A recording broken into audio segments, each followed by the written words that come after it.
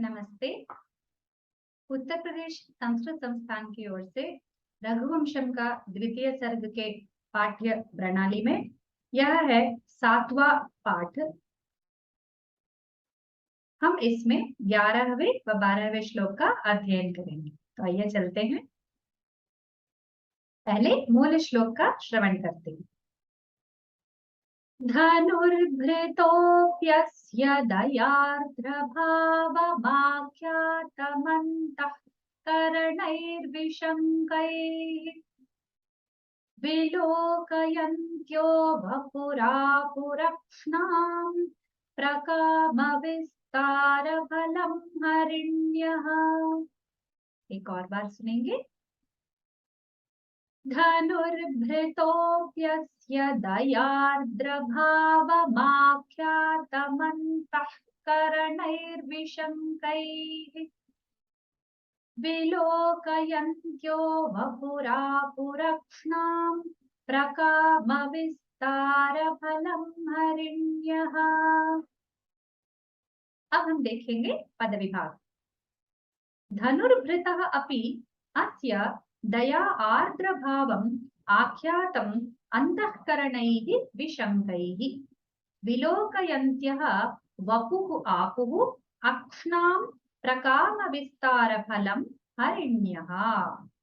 अब हम इसका अन्वय देखेंगे। धनुर्भृतः अपि अस्य दयार्द्रभावम् विशङ्कैः अन्तःकरणैः आख्यातम् अस्य वपुः विलोकयन्त्यः हरिण्यः अक्ष्णाम् प्रकामविस्तारफलम् आपुः। अब हम इसका प्रतिपदार्थ को देखेंगे। धनुर्भृतः धनुर्धारिणः, जो धनुष को धारण किया है उसका। अपि अस्य अपि नृपस्य, राजा का। दयार्द्र भावम, कृपारसेन आर्द्रो भावः तम, कृपा से या दया से जिसका मन आर्द्र हो गया हो, यानी बहुत ही सरल और नरम हृदय को रखना, बहुत ही कोमल भावना को रखने को आर्द्र भाव कहते हैं। विशंकैः निर्भीकैः भयरहितैः, जिसकी शंका चली गई हो, जिसका भय निकल गया हो, ऐसे उनके द्वारा।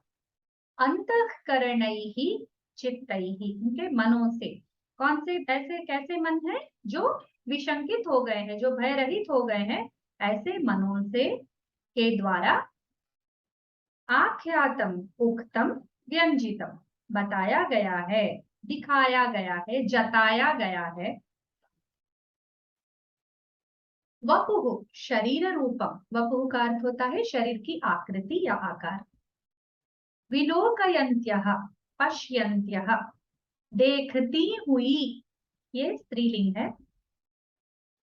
विलोकन करना हिंदी में भी हम बोलते हैं।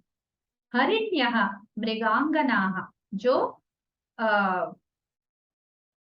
हरिणों की स्त्रियां हैं, स्त्री हरिण। अक्ष्णाम चक्षुषाम, आंखों का।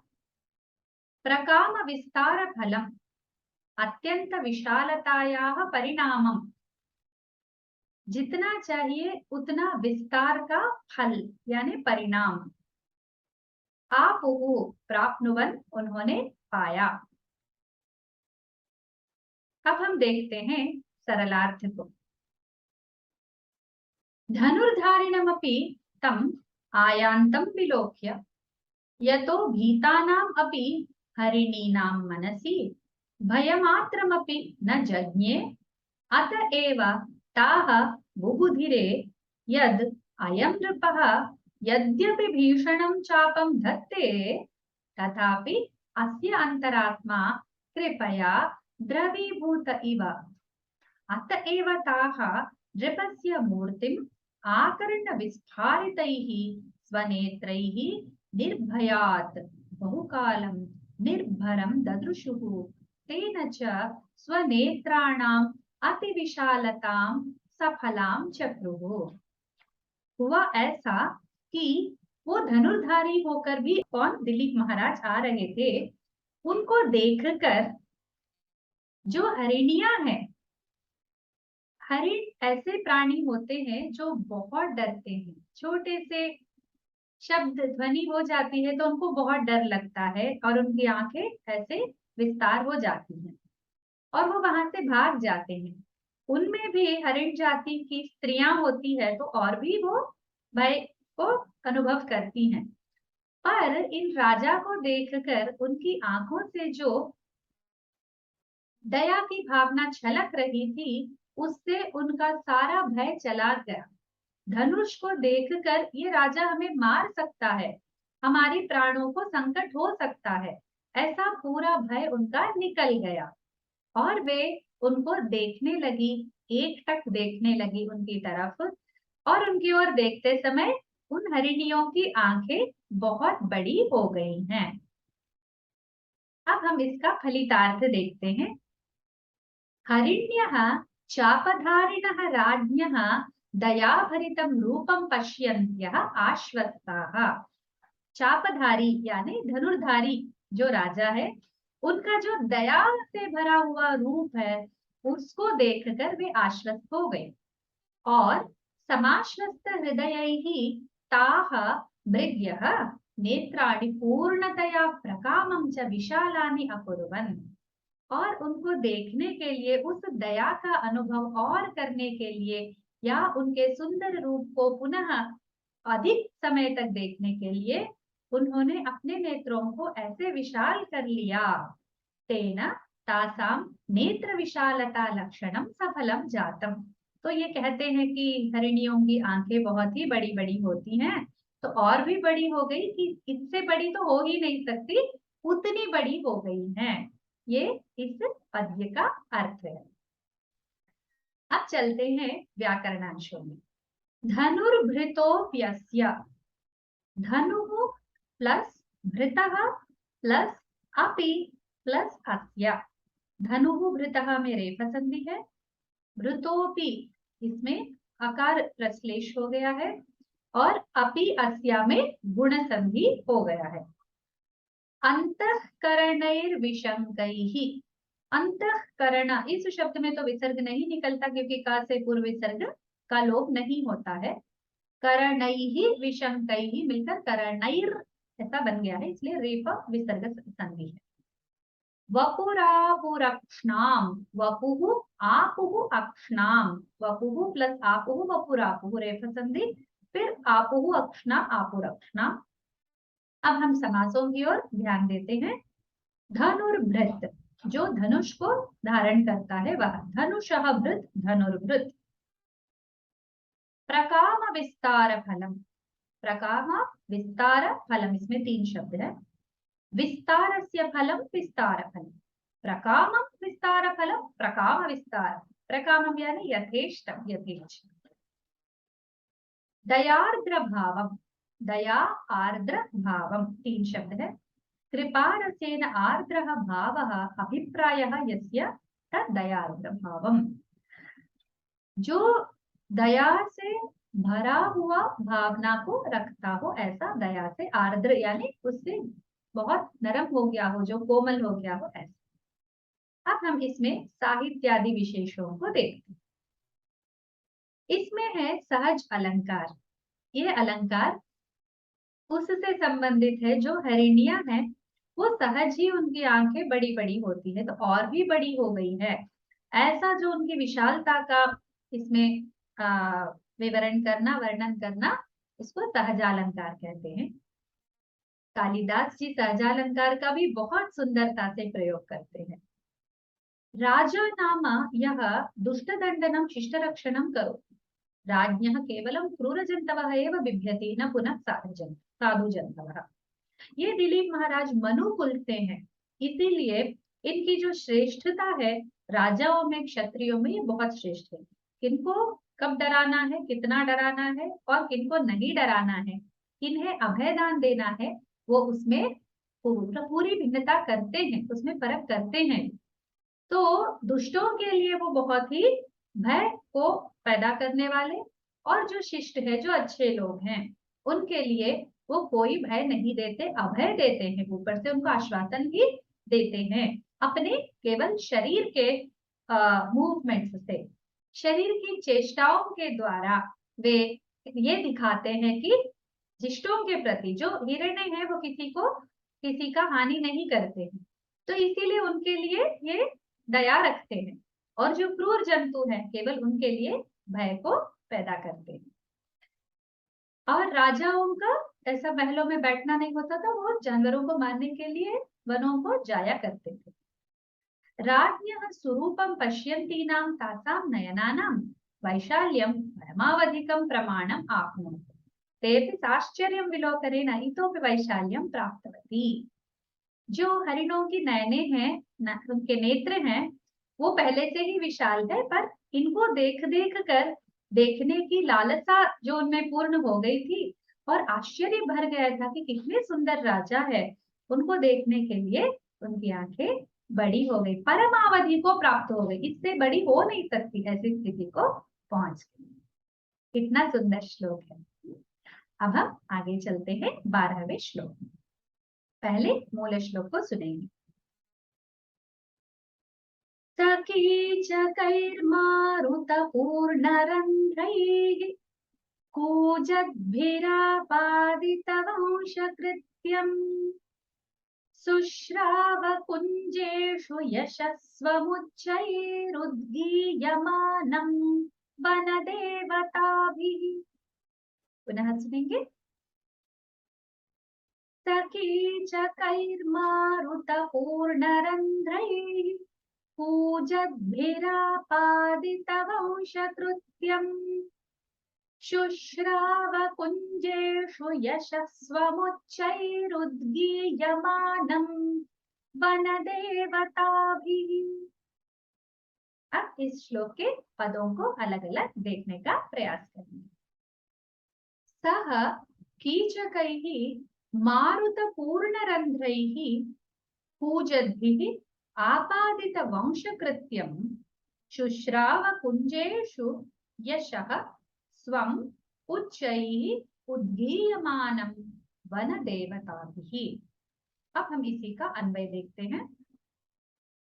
सः दिलीपः मारुतपूर्णरन्ध्रैः अत एव कूजद्भिः कीचकैः आपादितवंशकृत्यं कुञ्जेषु वनदेवताभिः उच्चैः उद्गीयमानं स्वं यशः शुश्राव। अब हम इसके प्रतिपदार्थ देखते हैं। सह दिलीपः, क्योंकि उन्हीं का प्रसंग चल रहा है, मारुतपूर्णरन्ध्रैः वायुना पूरितैः छिद्रैः, जो वायु से यानी हवा से जिनके छिद्र पूर्ण हो रहे हो, ठीक है। कूजद्भिः स्वनद्भिः रवं कुर्वद्भिः। पूजना यानी शब्द करना, ध्वनि को करना, और वो करने वालों के द्वारा, ऐसा तृतीया विभक्ति है। मारुतपूर्णरन्ध्रैः कूजद्भिः और कीचकैः। कीचक का अर्थ होता है वेणु विशेष, जो विशेष तरह का जो बांस होता है वो उनके द्वारा। आपादित वंशकृत्यम संगीत वंश पक्षे। इस श्लोक में दो अर्थ आते हैं जिनको हम तुरंत समझेंगे। अभी के लिए इस शब्द पर एक श्लेष है, श्लेष अलंकार इसमें प्रयुक्त हुआ है। आपादित वंशकृत्यम, संगीत से संबंधित वंश यानी जो बांसुरी से बना एक वेणु होता है, यानी मुरली जिसको हम बोलते हैं, हमारे कृष्ण जी जिसको धारण करते हैं, उसके पक्ष में इसका अर्थ होता है संपादित सुशिर वाद्य विशेष कार्यम, जिसके द्वारा वाद्य विशेष का जो वादन कार्य है वो संपन्न किया गया हो, यानी जिसने अपना गाना बजाया, अपना जो वाद्य विशेष के द्वारा जो संगीत बजाना था उसने बजाया। और राजवंश के पक्ष में ये क्या है, वंशीय। अब इसमें वंश शब्द पर श्लेष है, यानी इस शब्द से दो अर्थ निकलते हैं, इसको श्लेष अलंकार कहते हैं। तो इसमें वंश का अर्थ है जो बांसुरी होती है वो, और दूसरा वंश है जिससे हमारा जन्म आदि से संबंधित है, हमारे पिता, उनके पिता, फिर हमारे बच्चे, उनके बच्चे, उनके बच्चे, इसको वंश कहते हैं। तो दोनों के पक्ष में कवि ने यहाँ पर श्लेष किया है, देखते हैं। तो संगीत के पक्ष में ये है संपादित सुशिर वाद्य विशेष कार्य, यानी जिसने अपना गाना बजा दिया वो। और राजवंश के पक्ष में वंशीय ही संपादितम सत्कार्य विशेष, तो जिस वंश के द्वारा एक अच्छा कार्य, बहुत महान कार्य जिसके द्वारा साधित किया गया हो, यानी जो वंश सामान्य नहीं है, बहुत ही बड़ा कार्य जिसने किया हो, ऐसा वंश। ठीक है, तो दोनों के पक्ष में इसका अर्थ निकलता है। कुंजेशु लतागृहेशु, यानी जो बेलों से बनाया हुआ एक सुंदर सा गृह होता है, सुंदर सा उद्यान होता है, उसको कुंज बोलते हैं। यानी एक गार्डन से के साथ एक छोटा सा कमरा होता है, उसको कुंज बोलते हैं। तो उसमें बैठते हैं तो आसपास पूरा प्रकृति का सुंदर दृश्य दिखता है। वन देवता भी अरण्य देवी भी, जो वन की अधिष्ठात्री देवी होती है, उनके द्वारा, देवियां यहाँ पर बहुवचन है, उच्चैहि उद्गीयमानम, उच्चैहि गीयम, उच्च यानी जोर से, अंदर ही अंदर नहीं, जोर से बाहर, जैसे सब सुनाई, सबको सुनाई दे, उस प्रकार गाई जाने वाले स्वम यशः, स्वीय कीर्तिम, अपनी कीर्ति को, अपने यशस को, अपने अच्छे नाम को, शुश्रावा, उन्होंने सुना। यहाँ पर प्रतिपदार्थ संपूर्ण होता है। अब हम आगे चलते हैं सरलार्थ की ओर। तस्मिन् वने एकांत शीतलेषु वल्लरी कुंजेषु सुखासीनाः वनदेवताः मंगलगायिका इव मनोहरेण स्वरेण तस्य नृपतेः आश्चर्यकर्माणि गायन्त्यः तस्य कर्णसुखं चक्रिरे। वनजातैः कीचकैश्च सच्छिद्रवंशैश्च पवनपूर्णरन्ध्रतया मधुरं ध्वनिभिः तासां गानस्य अनुरंजकं वंशीवादकार्यं संपादितम्। उस वन में जो एकांत शीतल वल्लरियां हैं, जो अच्छे से ठंडक दे रही हो, ऐसी वल्लरी कुंज है।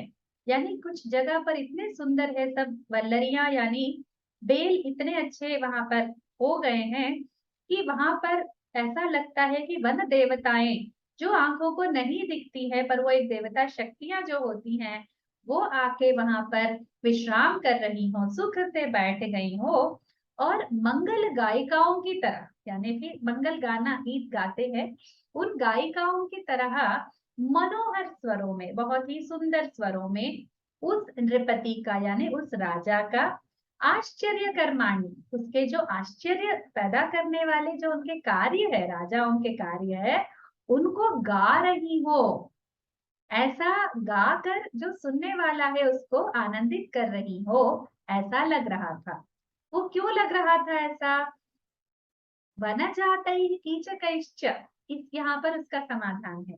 जो वन में पैदा हुए हैं, उन वेणुओं से, ऑलरेडी उनके अंदर होल्स हैं, बांसों में, बांस के जो वृक्ष है उनके अंदर पहले से ही छिद्र है। तो उनके अंदर से जब हवा जाकर आती है बाहर, तो बहुत सुंदर ध्वनियां होती है। तो उन मधुर ध्वनियों से जो हवा के पूर्ण होके फिर बाहर आने के कारण हो रहा है, उन गानों से अनुरंजक जो है वंशी वाद्य कार्यम, तो उनके द्वारा जो हवा अंदर जाके बाहर आया, उससे वंशी वाद्य कार्य पूर्ण हो गया। अब वन देवताएं बैठ के क्या गा रही है? इस राजा के जो वंश की प्रशस्तियां हैं उनको गा रही हैं, ऐसा लग रहा है। फलितार्थ में देखेंगे तो और थोड़ा स्पष्ट हो जाएगा। वंश शब्दस्य द्वौ अर्थौ, वाद्य विशेषः जन्मानुक्रमः च। राजभवने राज्ञः पूर्वजानां प्रशस्तिः गीयते, येन सर्वैः राज्ञः वैशिष्ट्यं ज्ञायते। अत्र वने तत् कर्म वनदेवताभिः कारितम् इति वर्ण्यते। वनवंशपक्षे कुञ्जेषु स्थिताः वेणुवृक्षांशाः ये सम्पादितवाद्यविशेषा इव गानयोग्या आसन्, ते राजा यदा गच्छति तदा पवनेन पूरिताः नादं कुर्वन्ति। स नादः महाराज्ञः स्वागतचर्या इव भाति। वो ये रहा था कि मैंने दो पक्ष तो आपको पहले ही बता दिए हैं, जन्मानुक्रम और वाद्य विशेष। तो पहले जन्मानुक्रम का यदि देखते हैं तो राजभवन में कुछ लोग ऐसे रहते हैं जो राजाओं की प्रशस्तियों को गाते हैं कि उनको कितने महान राजा उनको प्राप्त हुए हैं, इसी आनंदित होकर इससे वो गाते हैं। तो वैसे लोग तो यहाँ पर अभी नहीं है क्योंकि वो वन में है और गो सेवा में लग्न है, तो वो काम वन देवताएं कर रही हैं। ऐसा एक उनको ये कालिदास जी इसकी ऊहा कर रहे हैं, यानी इसको इमेजिन कर रहे हैं कि इनकी वैशिष्ट्य को वन देवताएं गा रही हैं। कैसे गा रही हैं वन देवताएं? लता कुंजों में बैठकर आराम से ऐसे गा रही हैं जैसे वो किसके द्वारा, वंशों के द्वारा, यानी बांसुरियों के द्वारा। तो बांस से बनी बांसुरी, तो बांस के अंदर जो होल से उससे सहज ही हवा प्रवेश करके ऐसा लग रहा था वो गाना गा रहे हैं, और वो जो नहीं दिखती है वो वन देवताएं इनकी प्रशस्तियों को गा रही है। तो इससे एक वंश वाद्य कार्य पूर्ण हुआ, यानी वंशी ने अपना गान सुना दिया और वंश का जो कार्य उनके द्वारा महान कार्य किया गया है वो भी गाना हो गया। इस प्रकार के दो अर्थ इसमें से आते हैं। राजकुल पक्षे नृपस्य कुटुम्बीयानां पूर्वाचरितानि महत्कार्याणि वनदेवताः अपि उच्चैः गायन्ति। जो वन देवता लोग हैं वो इनके कुटुंबियों के, यानी इनके परिवार के जो आगे के राजा हुए थे उन लोगों के जो महान कार्य है उनको गा रही हैं, ऐसा लग रहा है। बहुत सुंदर दृश्य है ना। चलिए अब आगे बढ़ते हैं, इसमें व्याकरणांशों को एक बार देखते हैं। पहले संधियों को देखेंगे। कीचकैः मारुत पूर्ण रंध्रैः, कीचकैर मारुत है, वहां पर रेफा विसर्ग संधि है। स्वम उच्चैर उद्गीयमान, यहाँ पर भी स्वम उच्चैः बस मिला के लिखा गया है। फिर उच्चैः उद्गीयमानम, यहाँ पर भी रेफा रेफा विसर्ग संधि है। फिर समासों को देखते हैं। वन देवताभिः, वनानां देवताः वन देवताः ताभिः, वनों में जो रहने वाली देवताएं हैं या वनों की देवताएं हैं जो उनका पालन पोषण करती हैं, उनके अधिष्ठात्री देवियां हैं, उनकी बात हो रही है। मारुत पूर्ण रंध्रैः, मारुतेन पूर्णाः मारुतपूर्णाः, मारुतपूर्णाः रंध्राः मारुतपूर्ण रंध्राः। मारुत यानी हवा, हवा के द्वारा पूर्ण रंध्र जिसके हो गए हैं वो, ठीक है। आपादित वंशकृत्यं संपादितं वंशस्य कृत्यं कार्यं यस्मिन् कर्मणि तत्तथा, जिसके द्वारा वंश का कार्य संपादित हो गया, यानी गाकर वन देवताओं के द्वारा वंशानुक्रम की जो प्रशंसा है वो की गई है, और ये वंशियों ने जो बांसुरिया है उन्होंने अपना गीत गाया। अब साहित्यादि विशेषों पर ध्यान देते हैं।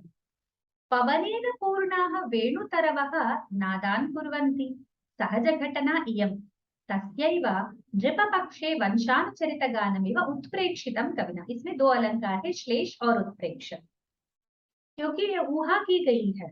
वैसे गा नहीं रही है, कोई बांसुरिया गा नहीं रहे हैं, पर ऐसा देख के लग रहा है कि वो गा रहे हैं। वनस्य देवताः न दृश्यन्ते किंतु वन संरक्षणं कुर्वन्ति, वन की देवताएं दिखती नहीं पर वन संरक्षण करती हैं। वनम सर्वं देवताधीनम इति सा अधिदेवता इव वन देवता इति उच्यते, वन देवता कही जाती है, ठीक है, वो अधिदेवता की तरह है। लता कुंजेषु गमन वेलायां स्वस्य अन्वयस्य महत्तां शृण्वन् गमनं नृपाय आनंद विषयः अभवत्। ये जो राजा है उनके लिए ये घटना बहुत सुखद हुई होगी, जब वो जा रहे होंगे तो उनके लिए उनके वंश के जो महत्ता है वो गा रही है, ऐसा लग रहा था, उनको बहुत सुखद अनुभव होगी। इसी के साथ ये पाठ समाप्त हो जाता है। अगले पाठ में मिलेंगे, तब तक नमस्कार।